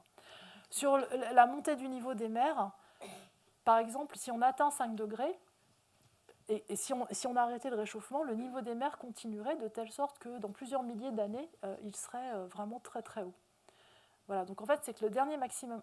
Alors, peut-être j'aurais dû vous expliquer que sur les grandes échelles de temps, notre climat varie entre des périodes glaciaires et interglaciaires. Nous sommes dans une période interglaciaire chaude qui a commencé il y a 10 000 ans. Et auparavant, il y avait une période glaciaire qui a duré à peu près 80 000 ans. Et sur le dernier million d'années, on a comme ça une succession de périodes glaciaires et interglaciaires qui sont expliquées par la manière dont la position de la Terre se modifie par rapport au Soleil. Sur des échelles de temps de 100 à 200 ans, la position de la Terre par rapport au Soleil, elle ne bouge pas. En fait, cette position de la Terre par rapport au Soleil, elle bouge tous les 20 000 ans, 40 000 ans, 100 000 ans. Depuis 1850, la Terre, elle n'a pas bougé. Et donc, sur ces périodes glaciaires interglaciaires, qui sont dues, c'est une théorie qui a été donnée, qui est connue depuis très longtemps, on observe ces cycles glaciaires interglaciaires et on constate que les périodes glaciaires sont beaucoup, beaucoup plus longues que les périodes interglaciaires. Donc, quand on arrive à la fin de la période glaciaire, ça fait très très très longtemps en fait que la température est froide et le niveau de la mer, l'océan étant une composante lente, ça fait très longtemps que le niveau de la mer descend, et donc jusqu'à 120 mètres. Voilà. En fait, la réponse de l'océan, elle n'est pas spontanée par rapport à la température que l'on a à un moment donné. Mais la température que l'on a à un moment donné, si elle se stabilise, alors elle entraîne des effets sur l'océan sur le très long terme, plusieurs milliers d'années. Voilà. On va peut-être prendre une dernière question. On ne peut pas revenir en arrière. Alors, c'est une très bonne question. On peut revenir en arrière sur les composantes rapides du système climatique, l'atmosphère. Si on arrête les émissions de dioxyde de carbone, vous avez vu, au mieux, on stabilise et en 20 à 30 ans, la température diminue. Au mieux, elle diminue tout de suite et au pire, elle se stabilise et elle mettra plusieurs décennies à diminuer. Donc, à l'échelle d'une vie humaine, en tout cas de plusieurs générations, vos enfants et vos petits-enfants, c'est réversible sur l'aspect température de l'atmosphère. Ce n'est pas réversible sur les composantes lentes. Donc, la montée du niveau des mers et la perte de nos glaciers. Un glacier qui est perdu, il remettra des milliers d'années à se former. Donc, à l'échelle humaine, ça n'est pas réversible sur certaines composantes. L'océan, les glaciers, c'est réversible, ou ça peut se stabiliser pour la température de l'atmosphère. Sur le XXIe siècle, a priori, ça ne sera pas réversible en fait. Au mieux, on stabilisera la température. Mais aujourd'hui, on est déjà à 1,2 degré de réchauffement et nous ne sommes pas sur une trajectoire de stabilisation de nos émissions. Donc la température continue à augmenter. Nous savons que nous allons atteindre le 1,5 degré en termes climatiques, dans des termes climatiques, c'est-à-dire que la moyenne sur 10 ans sera 1,5 degré. Atteindre une fois une année 1,5, ça ne veut pas dire qu'on a atteint un réchauffement de 1,5 degré. Il faut que ce 1,5 degré se maintienne pendant au moins 10 ans. Donc ça, on sait qu'on va l'atteindre sur la décennie 2030-2040. Et on est parti donc après pour atteindre les 2 degrés en 2050 et les 3 degrés en 2100. Pour la France, vous augmentez tout ça de plus 1 degré. Si on reste sur le scénario tendanciel, le scénario orange que je vous ai montré. Eh ben, je pense qu'on va pouvoir conclure. Je vais juste terminer pour vous dire que la conférence a été diffusée en direct et que si vous souhaitez la revisionner, la partager ou regarder des diapos, ce sera accessible sur la chaîne YouTube de l'association Émergence. Donc n'hésitez pas à aller jeter un coup d'œil. Voilà. Et on peut remercier Loïc pour avoir organisé tout ça et Madame Vimeux pour sa conférence.